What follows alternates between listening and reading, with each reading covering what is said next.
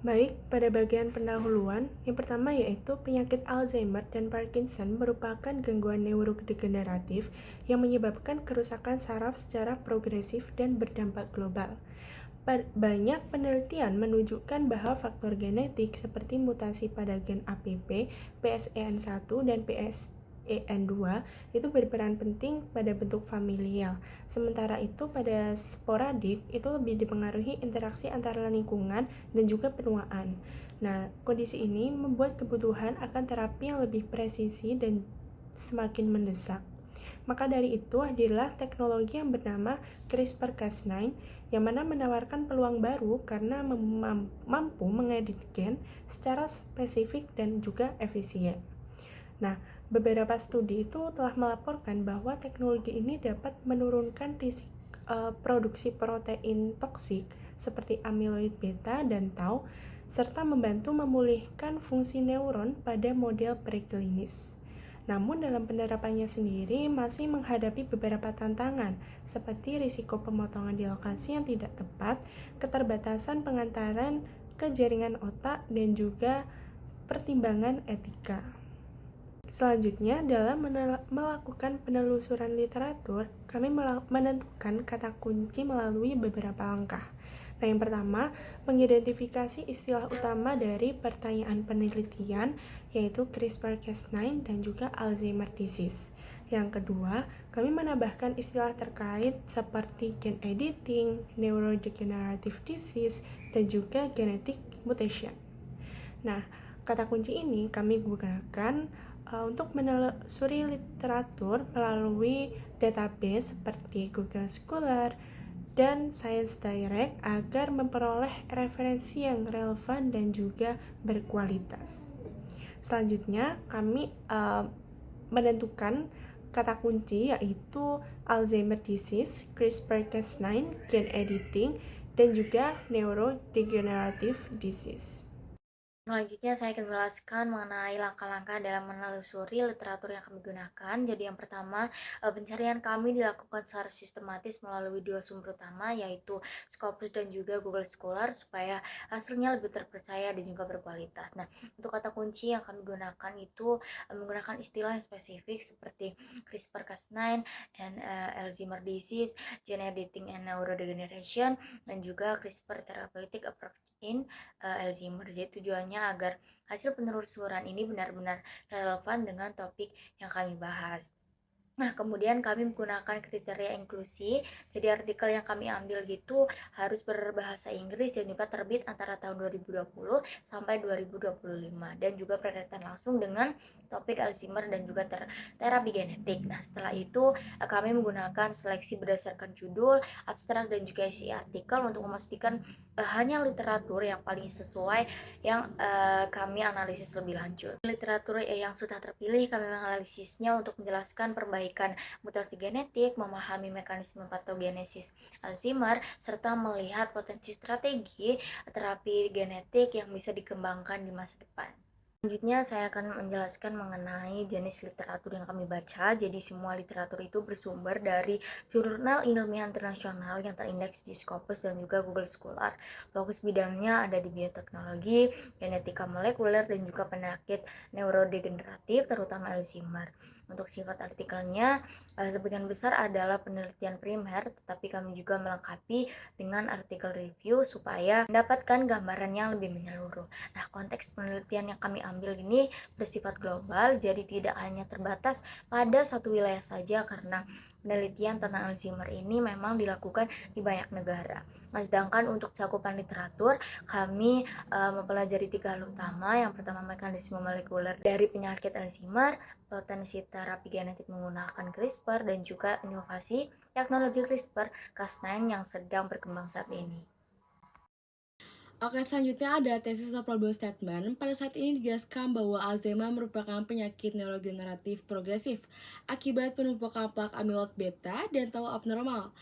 Terapi konvensional hanya mengurangi gejala tanpa menghentikan kerusakan otak.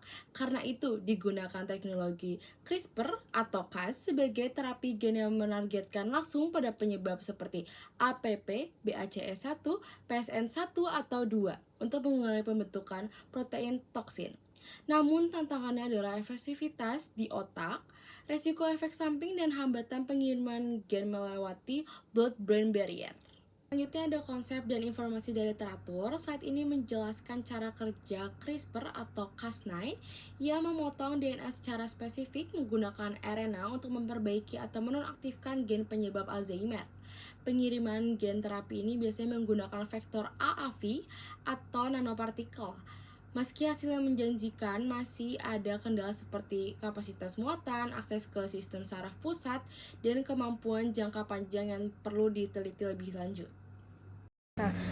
Selanjutnya adalah latar belakang masalah. Nah, penyakit Alzheimer ini merupakan salah satu penyakit neurodegeneratif yang menyebabkan penurunan fungsi kognitif, yang mana di beberapa negara, khususnya di Amerika Serikat dan Tiongkok ini menjadi masalah kesehatan masyarakat.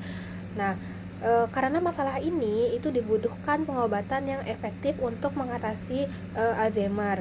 Nah, salah satunya dengan CRISPR-Cas9 ini. Nah, CRISPR-Cas9 ini merupakan teknologi nanomedicine yang dapat dijadikan sebagai alternatif pengobatan penyakit Alzheimer, yang mana CRISPR-Cas9 ini efektif dan lebih unggul dibandingkan dengan metode konservatif lainnya karena memiliki potensi yang lebih besar dalam mengedit ekspresi gen yang lebih spesifik. Nah, dalam mengobati Alzheimer, CRISPR-Cas9 ini itu mampu meningkatkan ketahanan neuron dalam menghadapi toksisitas. Nah, sebagian besar studi itu merupakan kajian literatur yang menggunakan riset global di berbagai universitas di dunia seperti Tiongkok, Turki, Italia, dan Uni Emirat Arab. Nah, dari 10 artikel yang kita pilih, 9 artikel itu tidak dilakukan di laboratorium karena hanya riset berdesain tinjauan literatur, sedangkan ada satu studi eksperimental yang dilakukan oleh Zhang et al. Itu dilakukan di University of California dan Riken Center of Brain Science.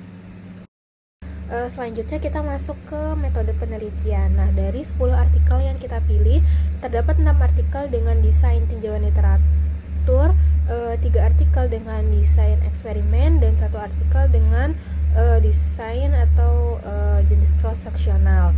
Nah, artikel pertama itu berfokus pada penerapan CRISPR-Cas9 yang menargetkan gen penyebab Alzheimer, yang mana penelitian yang ada di artikel 1 ini berdesain penelitian laboratorium eksperimental dengan sampel berupa tikus transgenik yang menderita Alzheimer berusia 6-8 bulan dengan penurunan fungsi kognitif. Nah, data penelitian ini itu diambil secara kuantitatif dengan membandingkan kelompok perlakuan dan kontrol.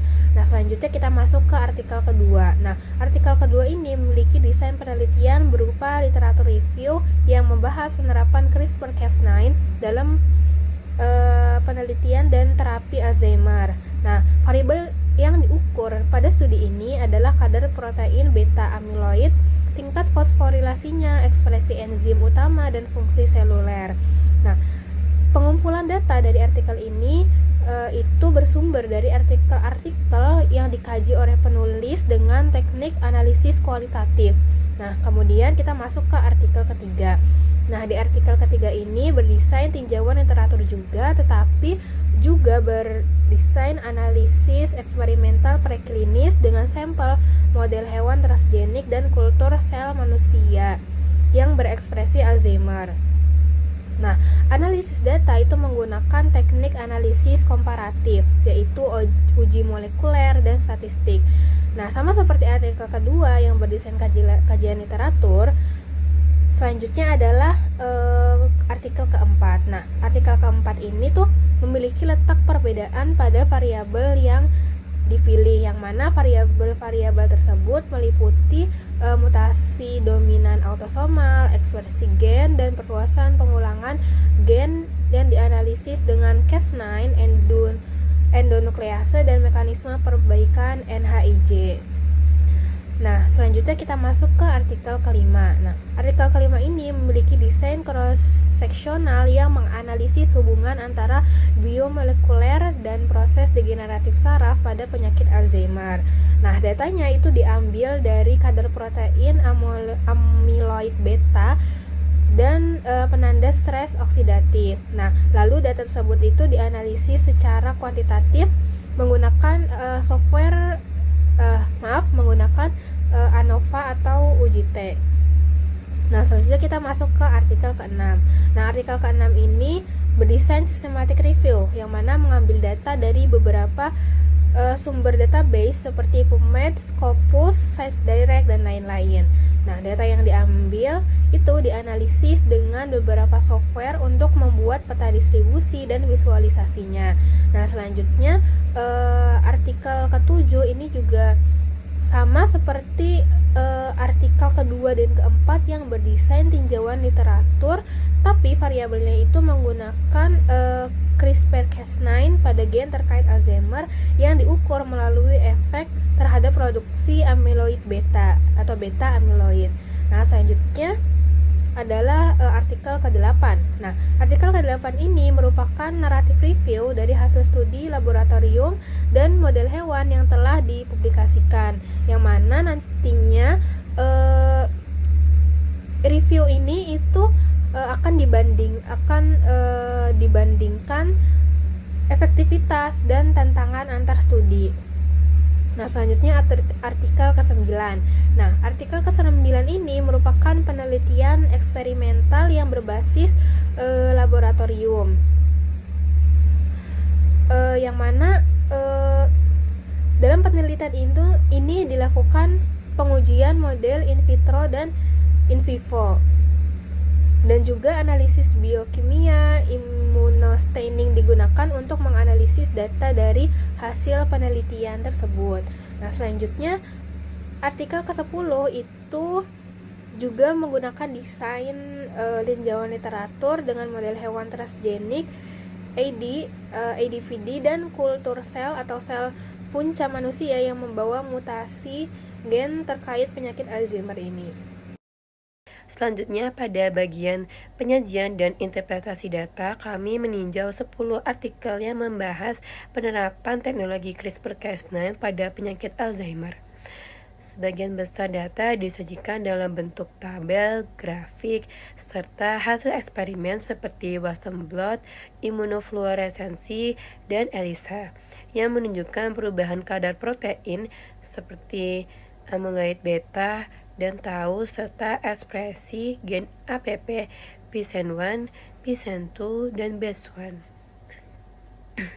Hasil penelitian menunjukkan bahwa penggunaan CRISPR-Cas9 dapat menurunkan protein toksik, memperbaiki fungsi sel saraf, dan mengurangi pembentukan plat amyloid.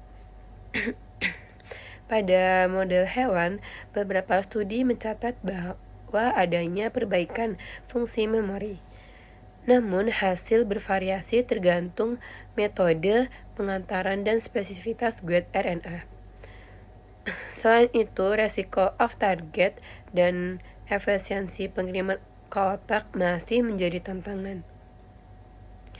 Jadi, meskipun hasilnya menjanjikan, CRISPR-Cas9 masih perlu penelitian lanjutan untuk memastikan keamanan dan keefektivitasnya pada manusia. Berlanjut ke inkonsistensi penelitian. Penelitian tentang penggunaan CRISPR-Cas9 untuk Alzheimer masih menunjukkan hasil yang beragam. Ada studi yang berhasil menekan pembentukan protein amyloid beta dan TAU, tapi ada juga yang menemukan hasil berbeda karena variasi pada jenis vektor, sistem pengantaran, dan ketepatan sgRNA. Beberapa laporan menyebut efek samping atau mutasi di luar target masih jadi kendala, dan efektivitas di jaringan otak manusia belum bisa dipastikan karena sebagian besar riset masih berbasis model hewan. Selain itu, muncul juga perdebatan etika terkait kemungkinan penyuntingan gen keturunan untuk mencegah risiko Alzheimer. Nah, untuk arah penelitian selanjutnya, ini sebaiknya fokus pada peningkatan presisi dan keamanan sistem CRISPR, serta mencari metode pengantaran yang paling efisien untuk menembus jaringan otak. Studi pada jaringan manusia dan uji jangka panjang penting untuk memastikan keamanan dan efek terapeutik. Nah, pengembangan varian Cas9 yang lebih akurat serta kombinasi dengan terapi lain seperti imunoterapi juga bisa menjadi langkah potensial sambil tetap memperhatikan aspek etika dan juga regulasinya.